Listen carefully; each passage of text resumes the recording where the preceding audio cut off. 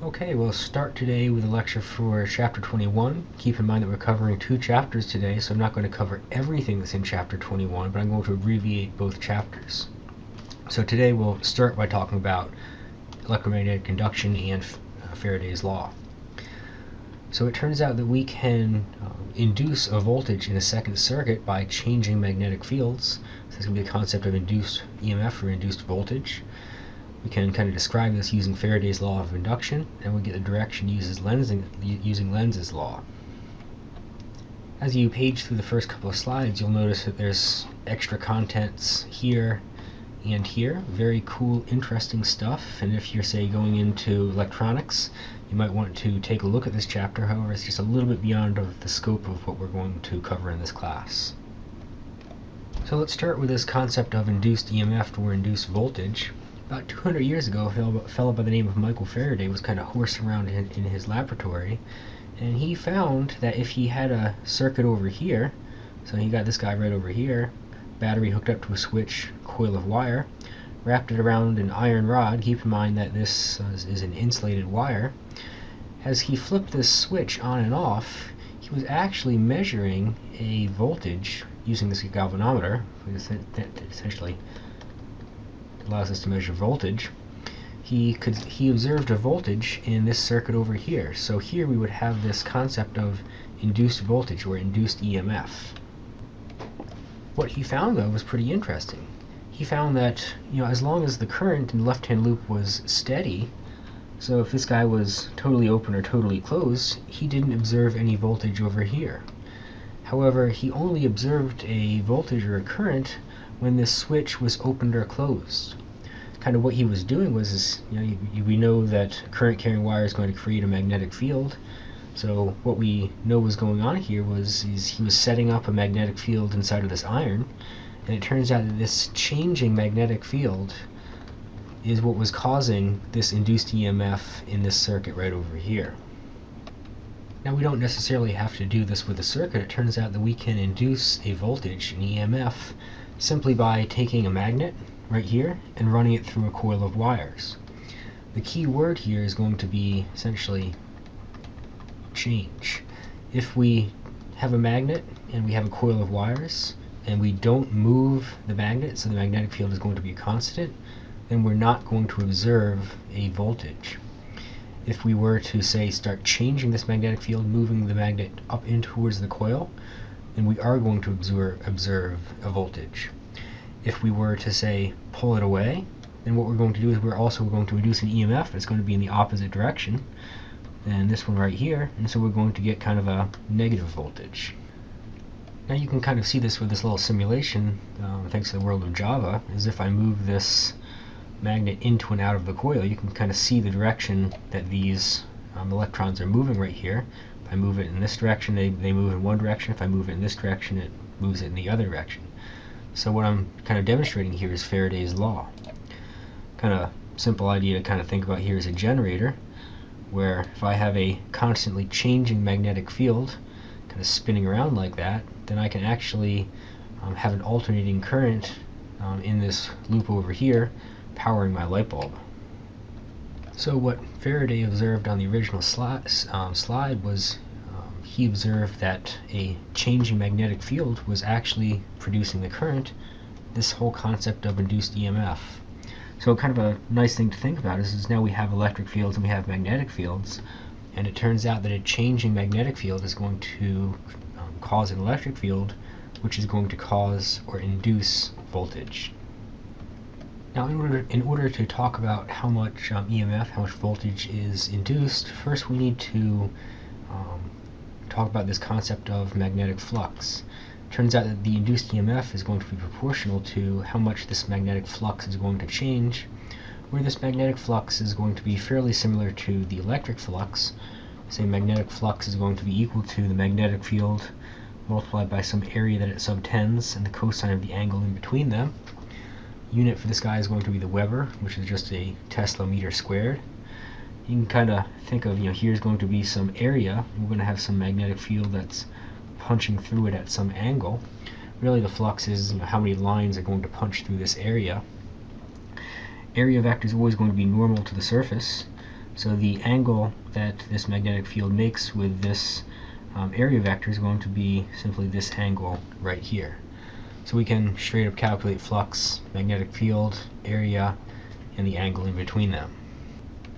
And here we can kind of see, suppose I've got some area right here, got my area vector, it's going to kind of point like that. Then what I can kind of do is say, alright, I can calculate my flux right here. Here my flux is going to be 0, the angle is going to be 90 degrees. Here my flux is going to be B times A times 45 degrees. And here my flux is simply going to be B times A, because the cosine of 0 is equal to 1. Really, the magnetic flux is identical to the electric flux, only we're not talking about magnetic field lines, or electric field lines, we're talking about magnetic field lines, so kind of how many lines are going to pass through the loop. And now that we can talk about flux, we can formally write Faraday's law of induction, which says that the induced EMF right there in voltage is going to be negative. Be very careful of that negative, it's kind of important. Time rate of change of flux. So really this is going to kind of be, some final magnetic flux minus some initial magnetic flux. Forgot to mention on the last slide, this B here simply to remind us that we're talking about magnetic flux and not electric flux. And this would just be kind of the amount of time it took for that flux to change. Now this is for one loop. If I wanted to generalize this and talk about n loops, then I'd simply add an n right here and say that the induced EMF is going to be the number of loops multiplied by the change in flux over change in time. Now what the minus sign means is the direction of the induced EMF is going to oppose the change. So kind of the direction that the current and the EMF that's induced is going to be such that the magnetic field tries to restore the change in magnetic field. I like to kind of think of this as my mother. Trying to get her to change something is just an epic battle. For example, changing the carpet was just a struggle, and then she changed it from like beige to tan. So what kind of Faraday was observing was, suppose we threw the switch right here, we knew that current is going to be flowing in that direction right there, and the magnetic field is going to be changing from 0 to being in that direction right here, using the right hand rule.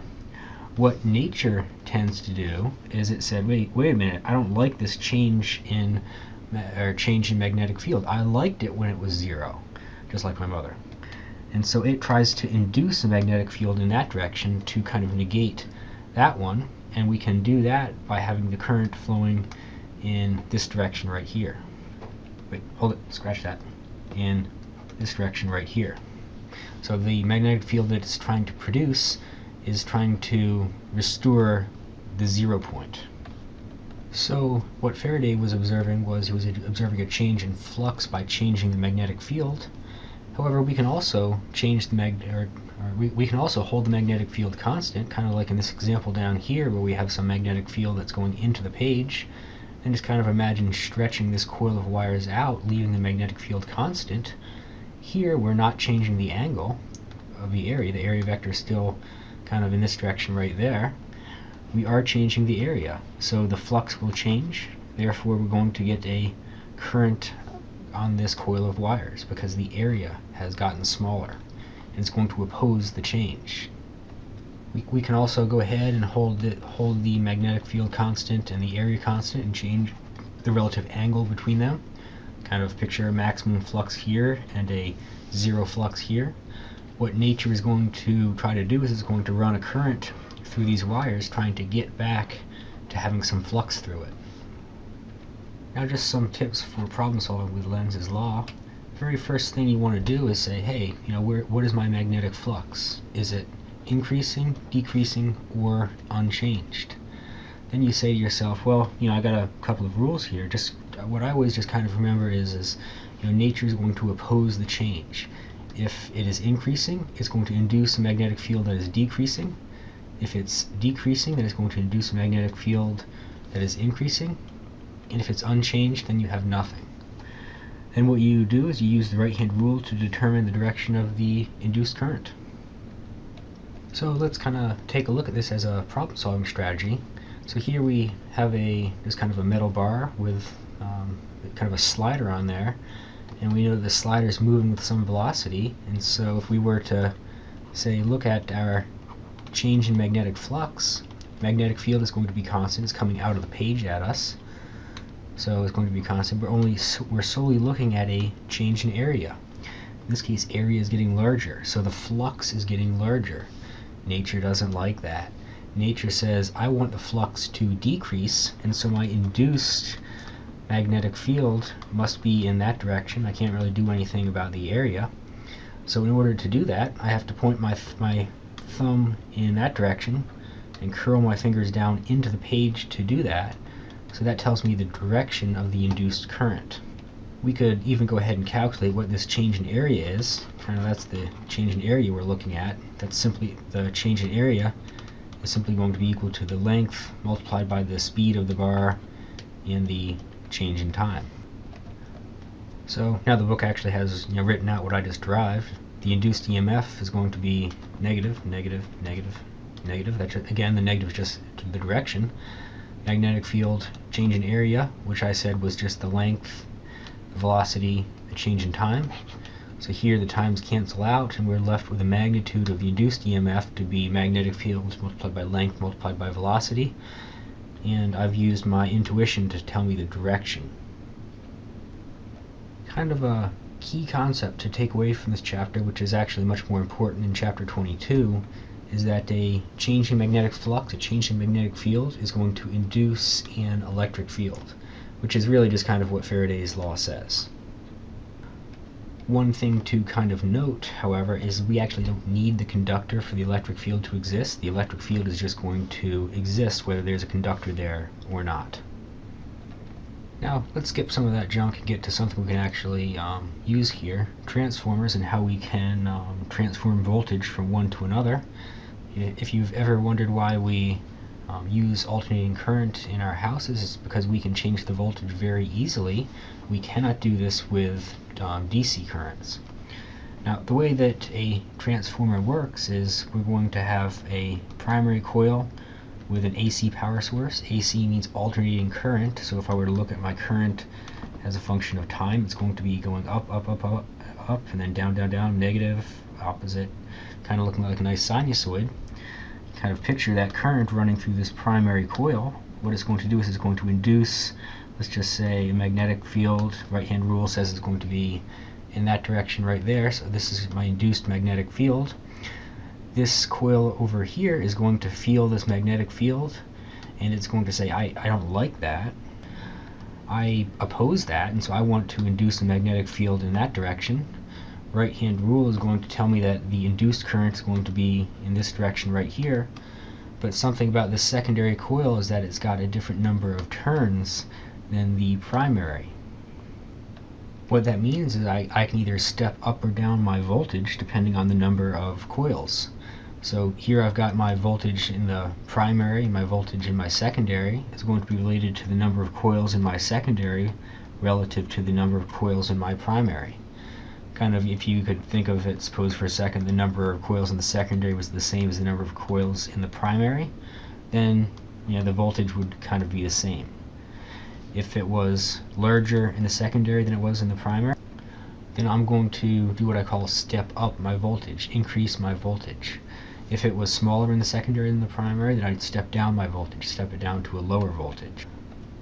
One thing to keep in mind when it comes to power, however, is power is essentially energy, and energy is going to be conserved. There's not going to be a free lunch. So if I were to look at my power in the primary, that must be equal to the power in the secondary, and so secondary, and we know that power is equal to current multiplied by voltage, so secondary, primary,